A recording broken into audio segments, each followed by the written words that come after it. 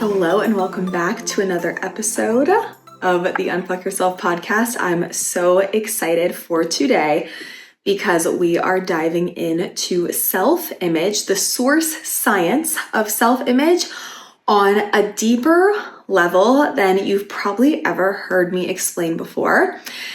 And today's episode is one of the foundational things that I start any student or any client with over here in this neck of the woods.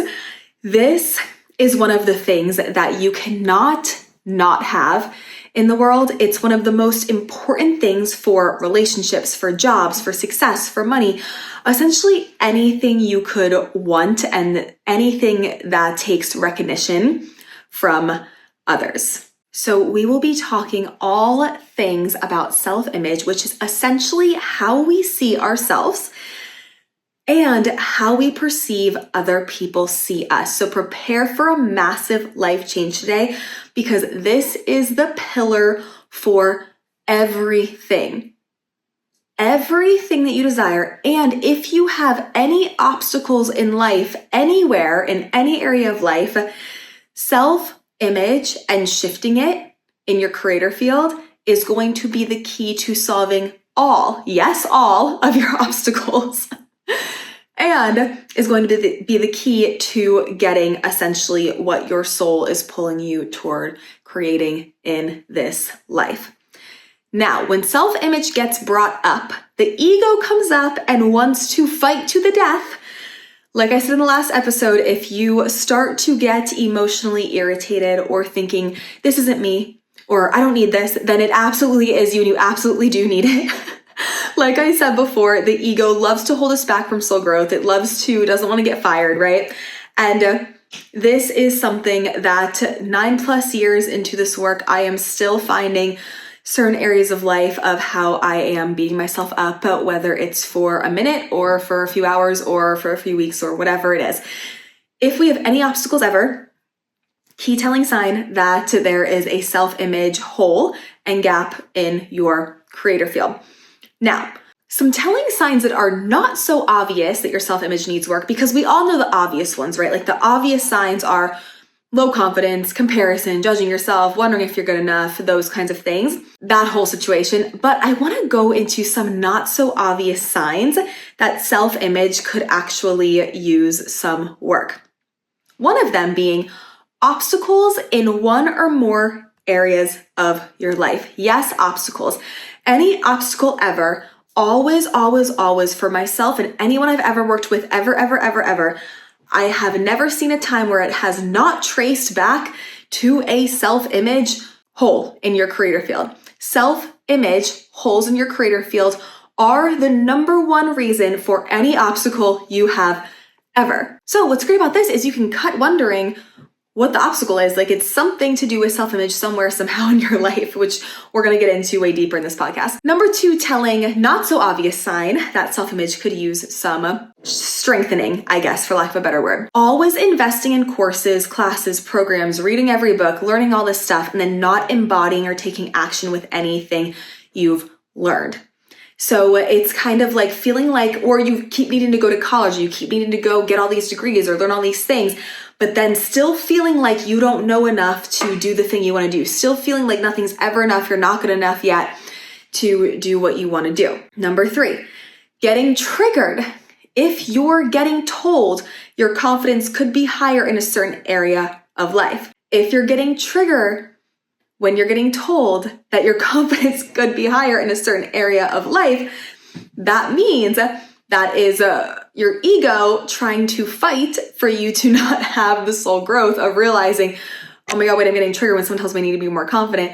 If we're getting triggered, it's a telling sign that that is actually the truth. Now, I have this with clients all the time. They come to me and sessions with me maybe aren't the most, they can be triggering because we are going in and finding the things that your ego has been trying to keep you safe with for a very long time. So people will come in and I'll tell them, Like, hey, your self-image is really high in these areas, but self-image here, you've just never thought about it. And it's not your fault. We haven't had the right tools, trainings, techniques, school systems to have our self-image be high and be set up for success. So it's not our fault. But if we do want to shift and we do want to get the things we want, it is our responsibility to shift it and change it. So I have had many clients come in and they want to fight me. I'm like, no, my self-image is high. And they're right. Like, it could be high in certain areas. And then there's other areas where it is not as high as it could be, and things they haven't even thought of to emotionally root to, where I am finding the self-image holes. I always tell people in a session, when I'm finding the low percentages of things, like, because in sessions, I always scientifically, intuitively measure things 0 to 100%, 100% being the highest. So if I'm like, oh, the percentage of 0 to 100 that you feel like you are built to be making $20 million a year is like a 7%, which means you'll never be making $20 million a year unless you shift that belief system, right? So I always tell them, like, me finding the low percentages is good, because you'd be wasting your time and money and energy if I was finding things you're already good at. Because me finding the things that you're not noticing or you haven't thought about or that you haven't been trained on how to do is what's going to bring in the massive most amount of life change. So even if a client comes in and maybe they are really rooted to how great their work is, but maybe they're not rooted to their work is worth $10 million a year, right? And so me bringing that up might trigger someone because they're like, no, like, I am rooted to my work. And maybe you are on a certain level, but then there's always new levels to hit. So getting triggered about that is a telling sign that your self-image isn't where it desires to be. Number 4, having great things go on in one area of life, but another area of life is riddled with obstacles. Once again, obstacles are a telling sign of self-image holes and gaps in your creator field. And I'll get to what the holes and gaps mean in your creator field in just a little bit. Number 5, feeling like you need to tell people how great you are and all that you're doing instead of just being that way and letting others see it for themselves. People maybe get this twisted a little bit.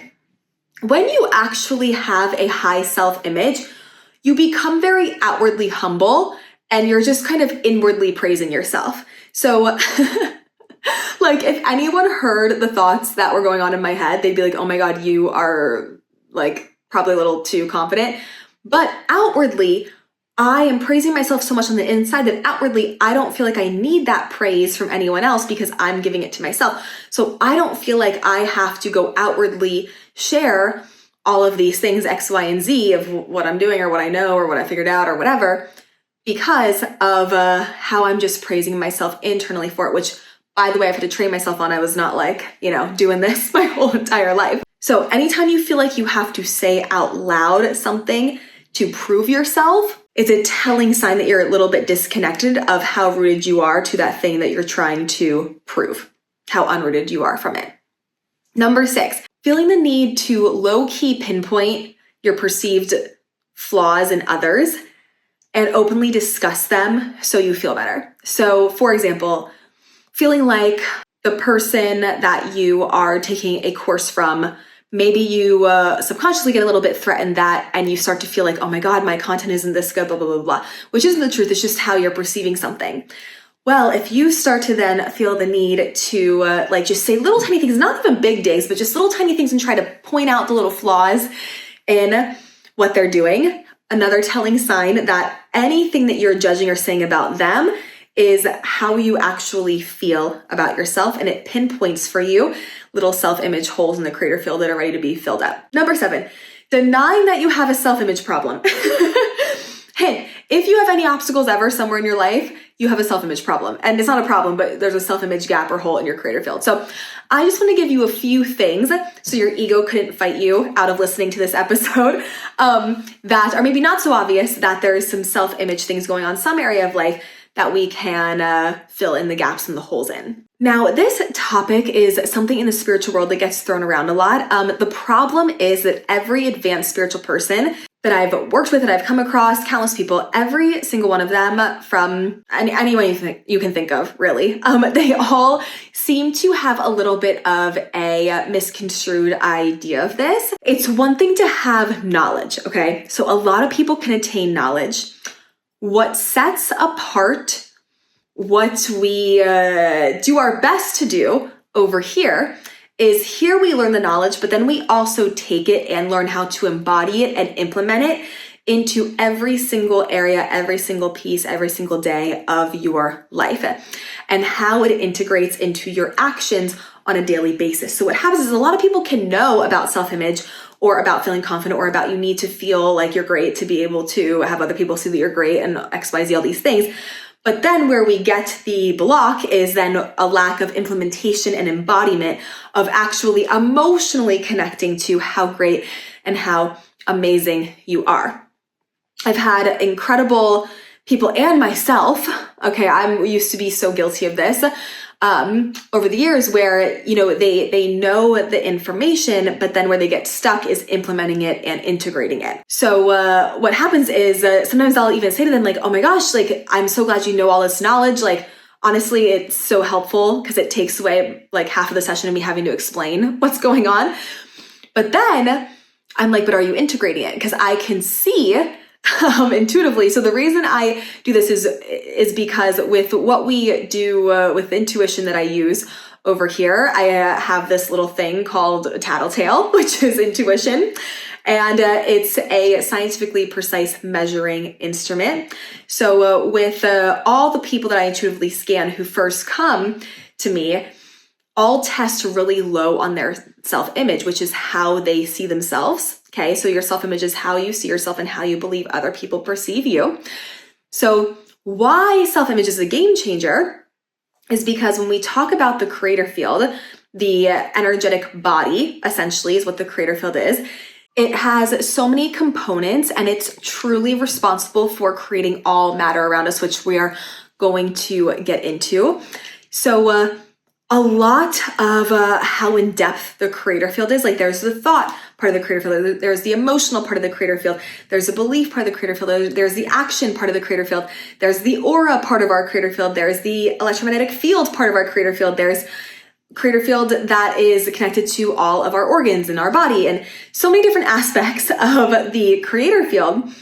And with intuition, you can break down and explore every aspect of the creator field. So essentially, our creator field is what is responsible for shaping and instructing the behavior of all matter in our bodies and in our life. And our creator field is essentially handing out scripts, like literally like play scripts or like acting scripts. If you are an actor on a show and you get a script, a lot of people have no clue how in depth the creator field works. But what happens is in the spiritual world, they kind of come up with affirmations and a lot of sort of roundabout ways that maybe if you get really lucky, it would work. But most of the time, the affirmations and like the roundabout ways of shifting the creator field to then create what you actually desire in life, they just don't work. And then you get met with resentment or discouragement every time after you're trying to implement these spiritual practices into your life. So I really have this weird thing where I need to know like everything about everything that I learn.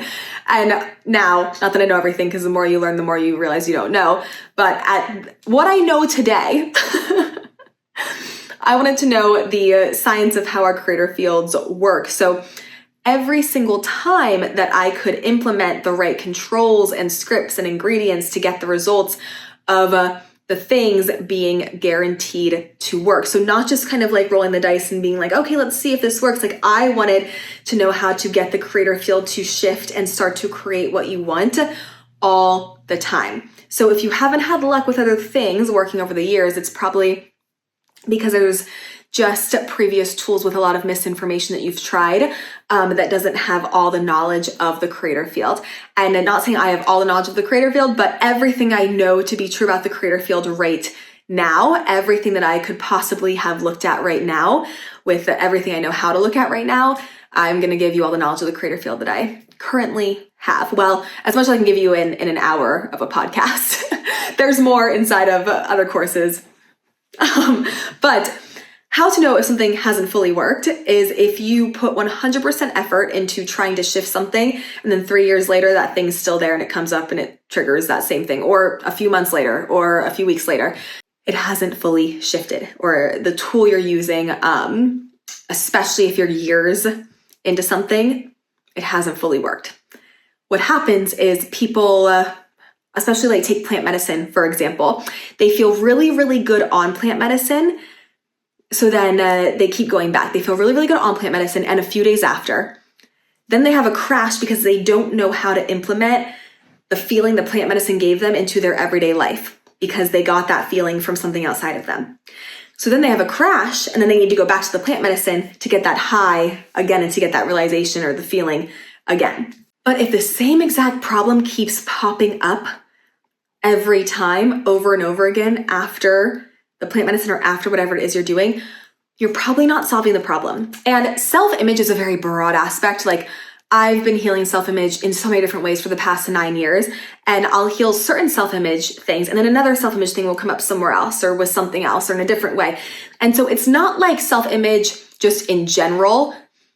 It's like if you are focusing on healing one specific self-image problem, like the way you see yourself when it comes to being able to make $10,000 a month. If you still 3 years later, like are still having that same problem and you haven't up-leveled that amount of money or something changed a certain variable about that thing, your modality probably isn't working and it's probably time to switch it up.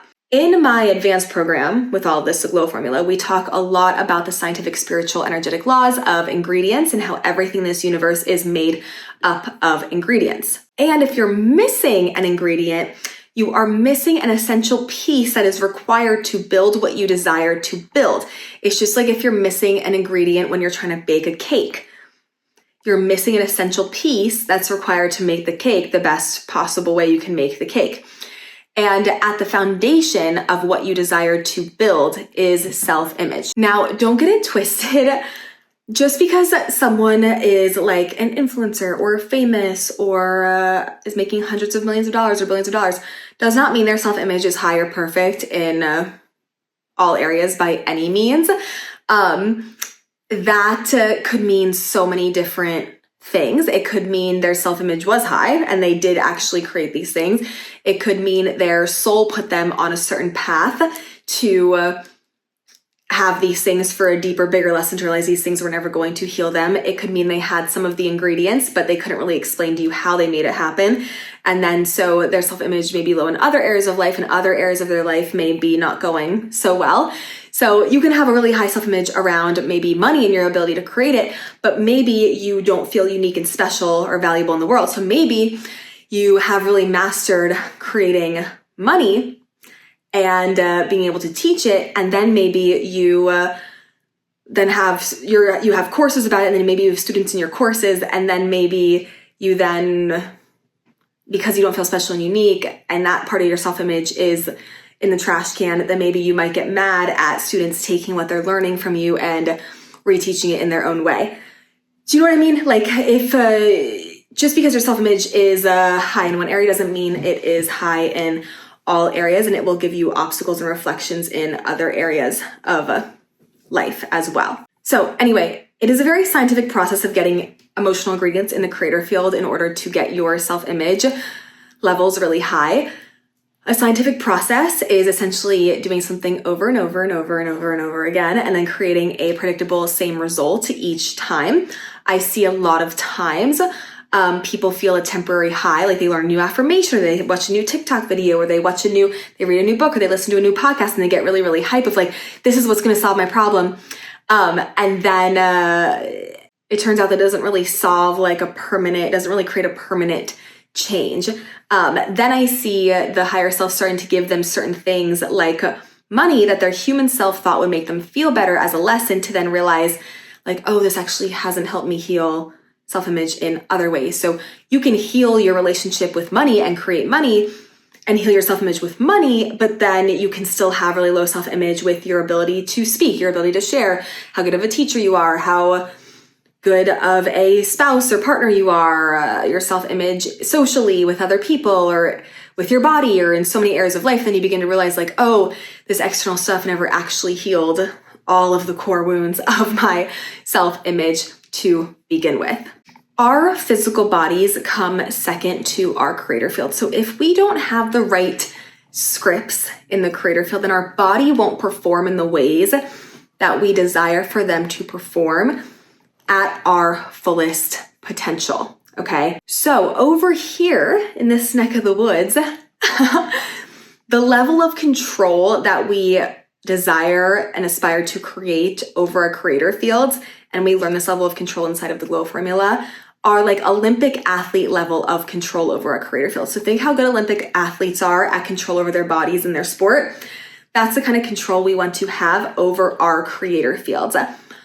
Our creator fields are the blueprints for every single piece of matter. Why I'm going on this rabbit hole is because one of the cliff notes on how we can control our creator field without taking an hour to explain this, like I do inside a GLOW formula, is that our creator field creates fucking everything. And I know I've already taken about 20 minutes to try and explain this, but I really, really want us to understand this. So one of the things in the physical world that we need is recognition. We cannot get around this recognition. It's important and an aspect of being in the physical world. If you're dating and you're trying to find a partner and you don't have recognition written in your creator field, that's an ingredient that's really important when it comes to trying to get a partner that you want to recognize you for the value that you have and for being an incredible partner and all of those things.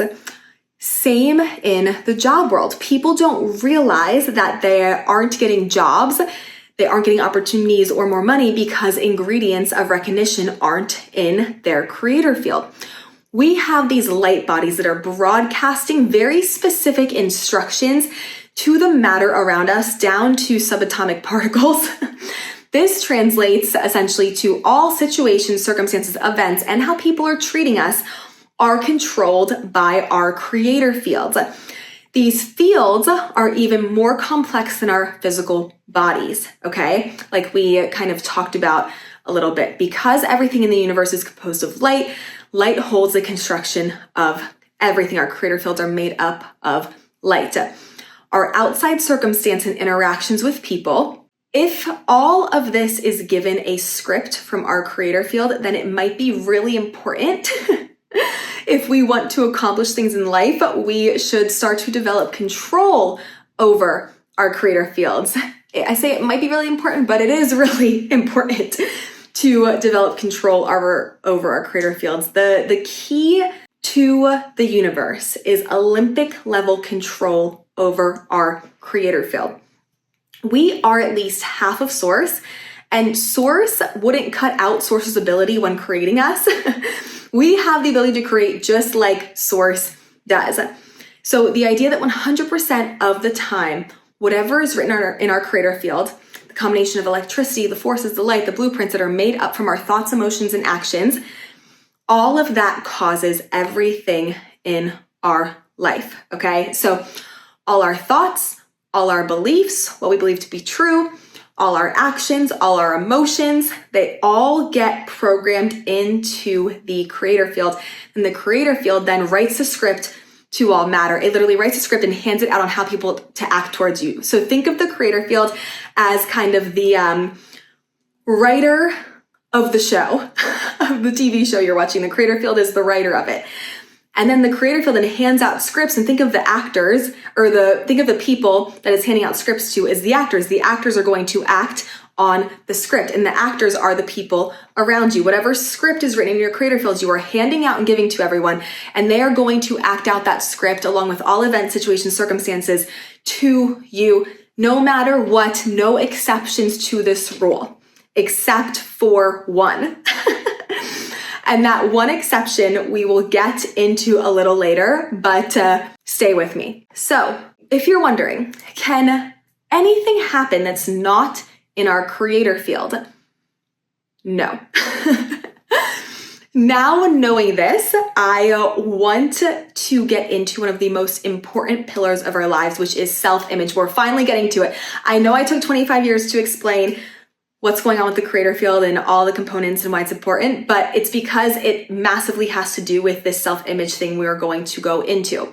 Now, you may have this in some area of life where you feel really, really confident, and then in other areas of your life, you may not feel very confident. And it's very human to have confidence, and it's very human to not have confidence in certain areas, but the idea is to aspire to be complete in all 8 areas of life. If you're curious about all the 8 areas of life, we go into those inside of the GLOW formula. I really want to get into all the other self-image stuff, so I don't want to digress and go explain all the 8 areas of life in here. But there are 8 areas of life, and just because one is going well doesn't mean you have the high self-image in all of them. As you increase your consciousness, you're responsible for more areas of life. When someone says, I'm so confident, they are probably right, and they're also probably wrong. They could be really confident in an area like their career, but then they could also have no confidence in their ability to create a good romantic relationship.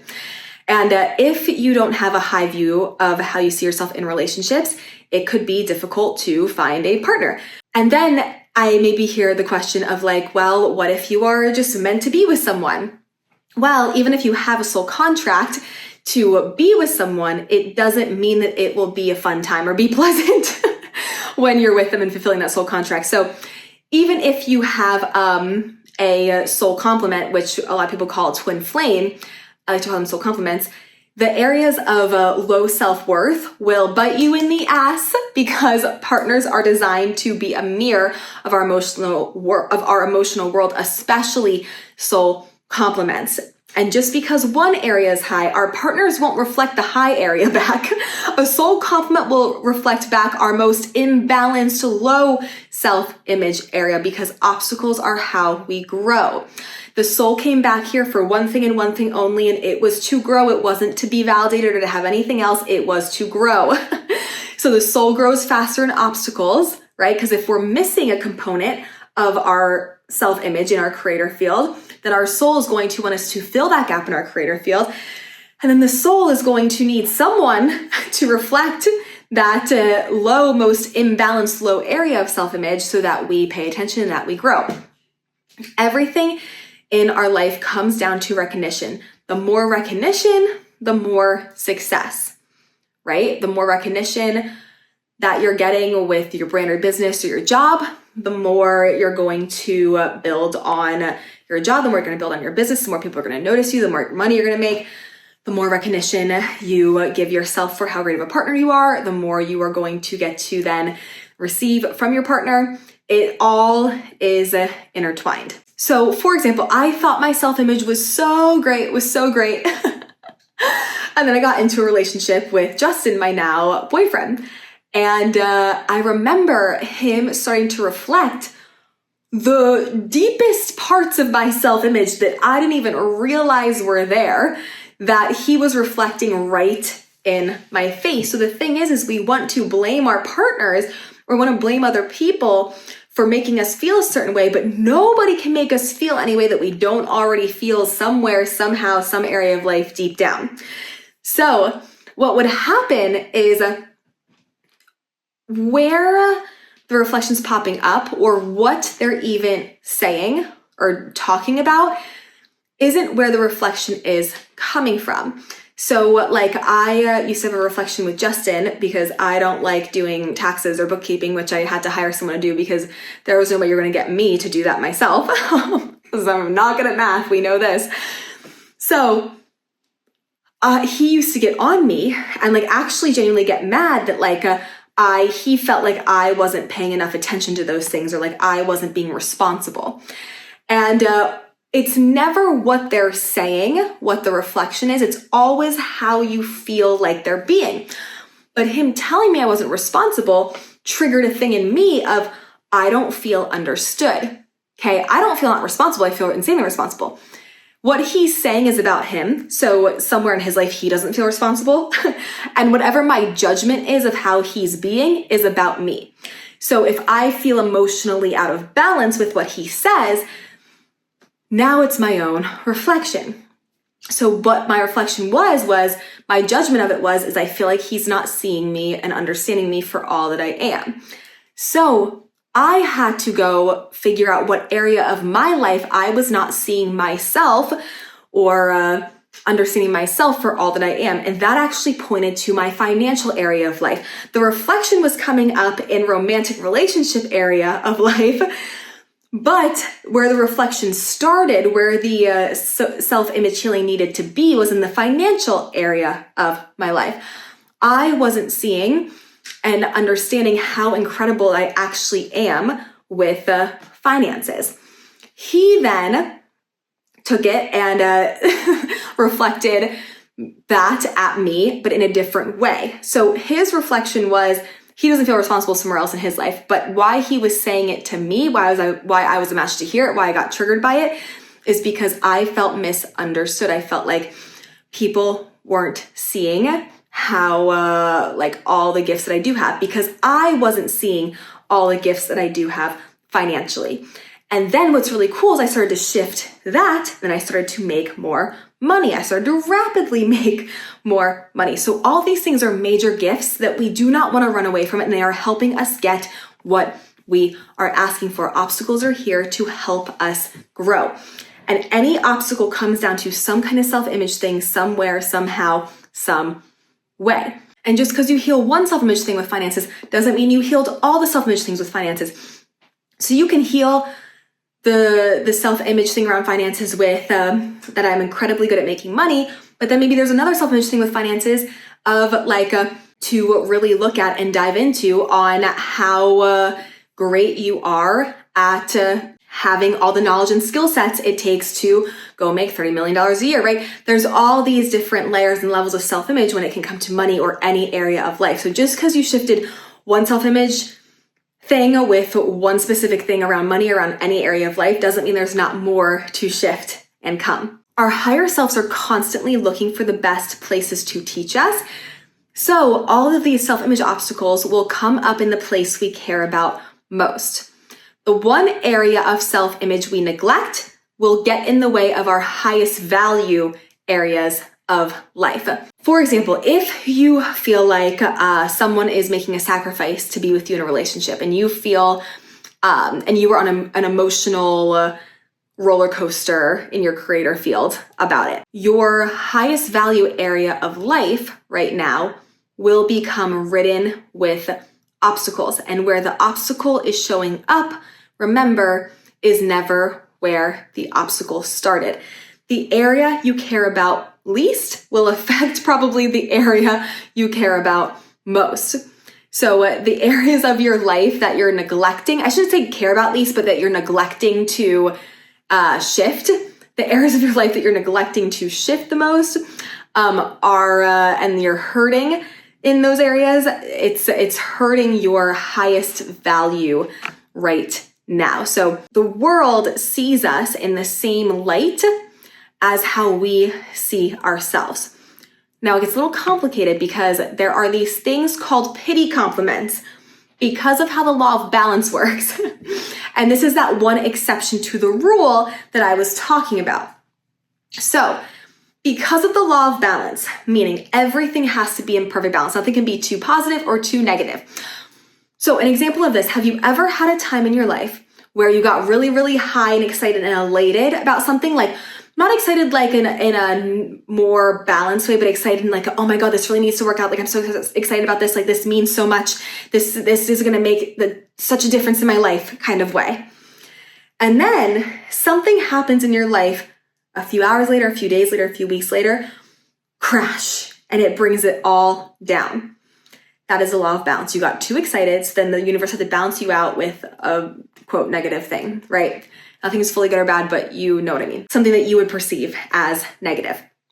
Now, same thing works the opposite way. Let's say I'm so far in the negative hole of beating myself up. People then have to start complimenting me to balance out my world so I don't get too far in the negative. These are what I call pity compliments. Pity compliments, you will know it's a pity compliment when you are shocked by the compliment. If you're not internally saying, yeah, I know, that's true. When someone compliments you, obviously don't say that out loud, but if you're not internally going, oh yeah, that makes sense, they noticed that makes sense, they complimented me on that. When someone compliments you, it is 100% a pity compliment. If you are shocked when someone compliments you about how you look, about anything about you, and if you're like so shocked and you're getting feeling validated by it, that is probably a pity compliment. Meaning you were so far in the negatives of beating yourself up that the universe had to send people to you to compliment you to get you back into balance. Now, I can hear your thoughts. Well, Allie, why don't I just say fuck all this work and be really negative, and then I could just sustain my life off of pity compliments? Because they're not sustainable. You cannot sustain them because you can't outrun energy. So yes, you could be getting pity compliments when it comes to your work, or getting pity compliments when it comes to how you look or how great you're doing. But then that energy that you are trying to ignore can then show up in health problems.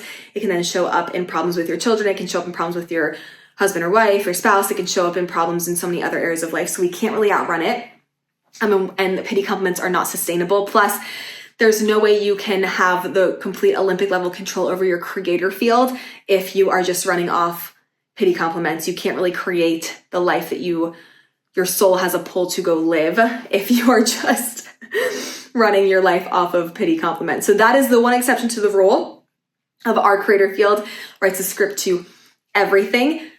I guess it still kind of works with the rule, because if your creator field is really low, yes, you'll like in value. Yes, you'll get a lot of situation, circumstance, events that prove that back to you.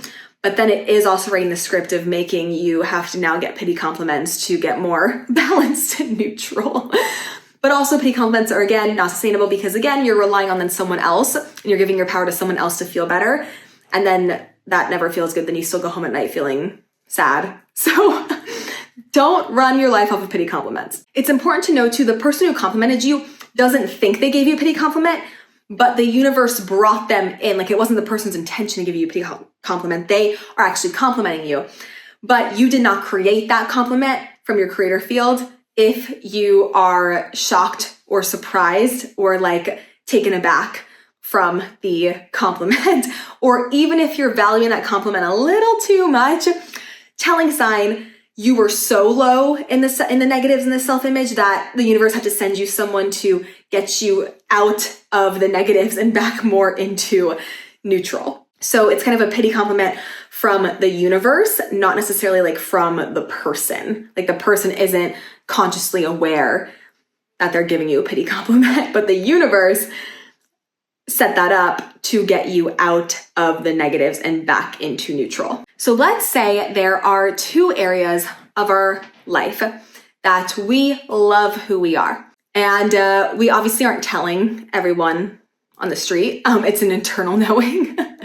But let's say you are so confident in two different areas of your life, and your abilities and your knowings and your knowledge and the whole shebang. But then let's say another area of life, you are not so confident and you find yourself beating yourself up in this area, and you find yourself doubting yourself, and you find yourself comparing yourself or thinking you should have done better, the whole XYZ. So for example, that area that you are beating yourself up in will then start to affect the areas that you are highly confident in and bring up obstacles in those areas. So people get so confused because they're like, I'm so confident in these certain areas. Why am I having these obstacles or these blocks? And it's because they are aspects of self-image from totally different areas that are popping up and now giving you obstacles in another area. So for example, let's say I was so self-conscious about my lack of math abilities. We all know here, if you're in any of my courses or classes, you know my massive lack of math abilities, okay? So let's say that actually became an identity. Let's say that actually got to me and it actually made me feel dumb, or it actually made me feel stupid, or it actually made me feel incompetent, or like people weren't going to trust me as a teacher, or that people weren't going to learn from me, or whatever it is. Let's say that actually became an identity. That is going to be locked in my creator field. And the more experiences I get and the more proof I get, the more it becomes true.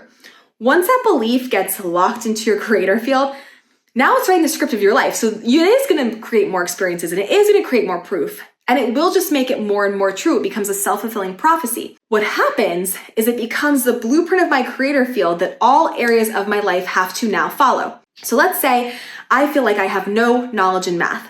What's going to happen, and I'm also beating myself up about it, like I'm down on myself about it. What's going to happen is I'm going to have a reflective partner who then feels like my knowledge doesn't matter. Not my knowledge about math, but my knowledge about anything. So I could be then, if this was actually the case, I'm making this story up, but I could be then like telling Justin something about intuition that I know so much about, he might then reflect to me like, oh yeah, no, that's not right. Or like, I don't believe that, or reflect something to the extent of me feeling like my knowledge doesn't matter. When really the core root of me feeling like my knowledge, feeling like I have no knowledge is in math. But it doesn't matter if I'm explaining intuition. If I feel like I have no knowledge in math and I'm beating myself up about it, then it will start reflecting in the things that I actually do have knowledge about. Does that make sense? Now, this doesn't mean I have to go become a mathematician to solve my problem. This means I have to just see how it's perfect that I'm bad at math and see how it's the most incredible thing for me and see how it's endearing and so many other things, right? It's not about changing the actual thing. It's about changing my perception of it. I don't have to go study math to feel better. And that's what happens. A lot of people think like, oh, I don't feel good enough. I have to go do this thing to feel better. We cannot solve a problem in the same frequency that we created the problem in. So if you are trying to feel better and feel smarter by taking more and more courses or getting more and more degrees or going to more and more classes or whatever you're doing to try and feel smarter, that will never solve the problem. If you don't feel smart and you take action of not feeling smart to try and feel smart, it will never solve the self-image problem. What's actually going to solve the self-image problem is changing your perception of the thing, not actually changing it, changing your perception of it. I don't need to go study any more math to feel better about me not knowing anything about math. By the way, I didn't feel great about not knowing anything about math because I balanced that a long time ago. And I'll tell you how. Because it's not about changing the actual thing. It's about changing the perception of it. It's never the actual thing that's the problem. It is our perception of the actual thing. So, why it's perfect that I really am really bad at math, why I couldn't tell you what fucking 24 plus 35 is right now, is because it makes my classes fun. Like, I do a lot of percentage testing in classes, so I'll be like, oh, it's 68% this, and then the rest of that 68% out of 100, whatever that is, I'm bad at math. And it makes people laugh, right? I bring the humor into classes. It takes me off a pedestal. I'm giving really great knowledge about energetics and spiritual things and intuition and neuroscience and the source science of the universe. And then I'm like not good at math, and it brings humor. It's endearing. It's fun. It takes me off the pedestal. It makes me relatable. And it brings really just the overall fun to the group. We get to laugh about something, right? So these are all things why I love and why it's perfect that I'm bad at math. But if I were beating myself up and thinking, oh my God, people are going to think I'm so dumb, like I should know this, I don't know enough, people are going to start to feel that from me, but not about math, about other things, okay? People will start to feel like my knowledge doesn't matter, or I don't know what I'm talking about. All because I didn't neutralize something about being bad at math, right? So this is how detailed and wild self-image can get in our lives and in our creative fields. For example, it's, again, remember, it's never the thing that's the actual problem. It's our perception of that thing. So for example, when I moved to LA at 19, I was broke. I couldn't afford to buy a car. I was so embarrassed that I had to order Ubers because I felt like I was poor. So I was so embarrassed I had to order Ubers because I was like, oh my God, this is so embarrassing. I'm poor. I can't afford a car. What are these people going to think of me? You know, I was like deciding that a car meant that I was valuable. So now I feel so wealthy ordering Ubers because I can pay for someone else to fucking drive me places, and I can do whatever I want in the back seat, like work or be on my phone or sleep or take a nap or whatever it is. And how great is that? Like I can literally pay for someone to drive me somewhere. It's like having your own personal driver. See, it's the same exact action, ordering an Uber with two totally different perceptions based on how I see myself. Understand? So the first scenario, I was like seeing myself as this person who wasn't capable of making money, who was embarrassed to get in the Uber because I couldn't afford my own car to drive. And now I perceive myself as this person who can afford to buy an Uber, and it's like having my own personal driver, and it's like living the luxury life over here. Two different perceptions, same action. And you might be like, yeah, well, Allie, well, you do have a business now and you are making money in it. So like, of course you feel that way. No. I got myself feeling that way before I started making money. I got myself seeing a perception of me that I have the multi-million-dollar, $100 million, whatever $1 million ideas, billion-dollar ideas, whatever it is, before I was making any money. And so you can get yourself to shift a perception. You don't need the external thing to make you feel a certain way. So whether your partner actually thinks you're lacking knowledge or not, that's not important. It is only the things that I hear or receive from someone else that I have created. Okay. So I've been doing this stuff for about 9 years now. And even I have to watch this on myself on a daily basis. This is a very normal thing for our souls to come back to earth to experience. Now, we don't set up kids for success with this. And we weren't set up for success with this because of the school system. So think about the school systems. We are put into a school system and we're told how we have to learn. What if we don't learn that way? Doesn't matter. We're told how we have to learn. We're told what we have to study. We're told how we have to be. We're basically stripped of everything that comes natural to us and put into a system. We all have these natural gifts and talents and ways of learning that we should get to express and be and do as kids. We'd be set up for so much more success with self-image because of that. I mean, I even think of me in school. Like, I didn't go to college. I didn't get good grades. And I was out here thinking your girl was dumb all of school because I couldn't get good grades. And I couldn't do good on tests. And I couldn't learn the way everyone else seemed to be able to learn. And so I'm out here thinking I'm dumb when really I had to learn a different way about different things. And I'm actually incredibly intelligent with what the fuck I care about to learn. So anyway, we weren't set up for success with this stuff with self-image. So it is not your fault. But if you don't want to be tormented the rest of your life, it's definitely something I suggest shifting.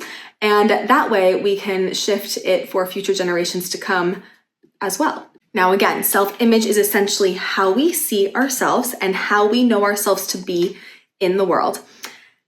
And it will either demonstrate people appreciating you, pushing against you. It will either support you or get people antagonizing you in certain areas of life, depending on what our creator fields say. Now, if you're a person who's a perfectionist, if you're hard on yourself or you demand excellence, then your self-image and how you see yourself will be very low in some areas of life. So what happened today actually in my level 3 intuition class was a queen in there was wondering why she was getting this certain reflection over and over and over again. And I looked in her creative field and I saw a hole in her self-image where she's really confident in what she knows she's really good at doing. So like she knows she's really good at her business. She knows she's really good at what she does in her business. But then I saw she's a perfectionist in every way, in every shape and form. And I saw she was beating herself up about little tiny things that made no difference if she knew how to do them good or not, because it wasn't how she was going to contribute to the world. It wasn't how she was going to make money in the world. And I told her, I was like, well, you're getting this reflection because I'm seeing you're beating yourself up and making yourself feel like you need to be the best at literally everything you do, like everything meaning the little small tasks in the day. And I gave my math example that I just gave in here as an example. And she was like, oh my God, Allie, you're so right. Like yesterday I took 3 wrong turns and I was beating myself up for not driving the best and not driving right and being a bad driver. And I'm like, exactly. It makes no difference if you're a good or bad driver. You're out here doing so many other things you're good at. Who cares if you're a bad or good driver or not? And she was expecting herself to be perfect everywhere of life. So she was getting self-image reflections in her career and finances from this beating herself up and being a perfectionist in random funny little areas like driving her car. So just because our self-image is really high in certain things, we want to check where it's low because it will create obstacles. And again, it's not going to create obstacles for her with driving. It's going to create obstacles of her feeling like if she feels like she's not the best at driving, or she's beating herself up for not being good at driving, that will translate to her creator field saying, I'm not the best, I'm not the best, I'm not the best. If you have a creator field that's saying, I'm not the best, then people who want to buy what you're selling won't, because they're going to somehow, some way feel like you're not the best for them to learn from. Or if someone wants to pay you, they're going to feel like, oh, you're not the best person for them to pay. The I'm not the best script will be running in your creator field. So all of these obstacles are going to be a direct reflection of how you feel about yourself. So now that we have this foundation, I want you to start looking around your life and look at the obstacles you are constantly having. If you have no obstacles, essentially you would have high levels of self-image in everywhere, in every form, in every aspect, in every level, in every ingredient, in every single area of your life all the time, constantly. To get this in all areas, you have to start programming this into your creator field. So how do we start programming this into our creator field? Great question. I'm glad you asked. I want you to start and make an achievement list and proud of yourself list. Just bullet point everything that you are proud of yourself for up until all in your life until right now. And then from right now on, just on a daily basis. And what you're going to find is that this starts to move your levels of self-image and the way you see yourself. And this is a very foundational step. Remember, how you see yourself is how the world is going to act out seeing you. Now, another tool that I have for this, and you may have heard me talk about this before, is a metaphysical scientific law of the universe that what we see in other people, we cannot have unless we have that in ourselves. So just like how if we get mad at someone or we're judging someone, it is literally our own judgment of ourselves. This plays it for us. This rule of the universe, the law of the universe, plays for us in a beneficial way too. So what qualities that you like in someone else, it is actually impossible to see unless you have those qualities in yourself. Your perception is just out of alignment, so you're failing to see where they are. So it's not about going and physically trying to attain external things to shift how you feel about yourself. It's about cultivating it from within. And remember, don't get it twisted. Just because there's people out there who have made the hundreds of millions, or who have had the career you want, or have had the family you want, or have had the babies you want, or whatever, it does not always mean that they actually intentionally created that through a high self-image. Their soul could have orchestrated that for them so that they could have those things, so that they could learn a deeper lesson of, oh, this was never actually going to heal my self-image wounds in the first place. I've worked with a lot of people who have made tens and 20 and 30 millions of dollars. I think that's all the same thing. See, my math thing's coming out. Tens of millions of dollars would be also 20 million, also 30 million, right? I don't know. You get the point. Tens and tens and tens of millions of dollars. I've had people come to me and their self-image is in the trash can. And they thought these things were going to make them feel better, and it never does. They had certain ingredients in their creator field that was able to create these things, right, in their life. But there's other areas of their life where their self-image is insanely detrimentally low that they thought making the money was going to fill in that gap or that wound, but it doesn't. If we try to solve a problem from the same frequency and emotion of the problem, we won't do it. If we don't feel good about how unique and special we are, so we want to go buy the cool car and the cool house and the unique thing and the unique outfit, and we want to be called by a different name so we feel more special or whatever it is, it will never solve the root of I don't feel unique and special, because you can't solve a problem from the same frequency of emotion that you created the problem in. It's feel unique and special first, then you can create the way Source creates from there. Because the last thing you want to do is create these things externally and then not be able to fucking enjoy them, because now your self-image is beating yourself up about somewhere else in life, and now you're crying in your Lamborghini or whatever it is that you just got to feel better about yourself and feel more unique and special. But now that problem pops up in your health, because if we don't heal that root wound internally, then it will continue to find us and pop up in other places. What's also really cool about healing our self-image is it actually starts to change the way we physically look. There's a whole other self-image healing with healing the physical self-image. Right now we're talking about internal self-image. Physical self-image is the next podcast episode about the source truth on altering your body, so stay tuned for that and how that works and how you can actually alter your body, but how just the whole thing on healing your physical self-image. But for internal self-image, even healing that actually starts to change the way that we look. Because of our creator field and how it shapes all matter, if we are beating ourselves up, we will then give ourselves more things to beat ourselves up about. If we're beating ourselves up, that will also result in extra fat on the body. Unnecessary fat is a physical manifestation of the body feeling like it has to protect itself from your own mean words about yourself.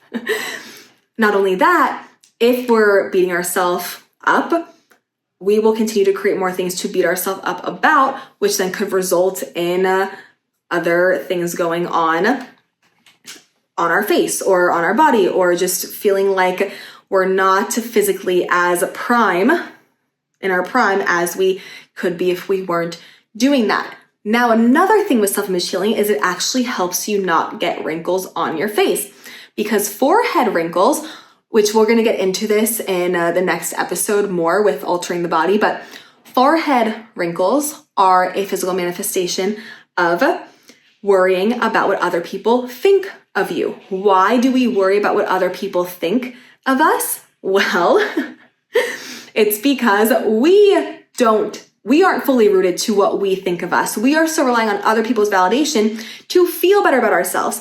And so because we're relying on other people's validation to feel better about ourselves, we are going to then create forehead wrinkles. So healing your self-image equals you validating yourself. And if you're validating yourself and you know how incredible you are, then that means you're not relying on anyone else to tell you how incredible you are, or you're not relying on anyone else to have recognition, and you also don't fucking care what they think because you know who you are. So you're no longer worried of people's perception of you. So then you no longer have the forehead wrinkles.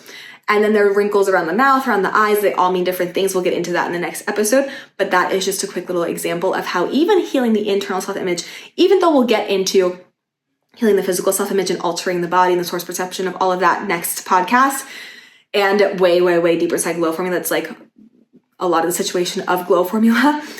That's just a little example of how even healing the internal self-image really starts to radically change the way you look. I mean, if you look at photos of me from years ago, I personally think I even look older in them.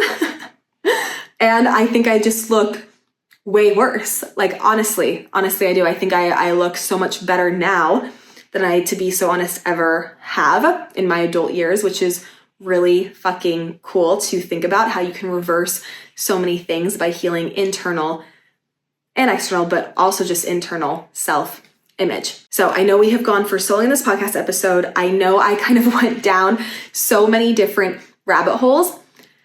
Listen to this many times. Oh my gosh, my other tool I wanted to give you. Hold on. Remember how I was talking about how scientifically, metaphysically, it's impossible to see in others what we don't have in ourselves. So the things you like in other people, I want you to find where you have those in your own life. So pick someone, write down the qualities you like about them, and then find where you have those qualities in your own life and prove it to yourself with a specific memory of the last time you can remember feeling that quality. That's my other little self-image tool I'll give away for you.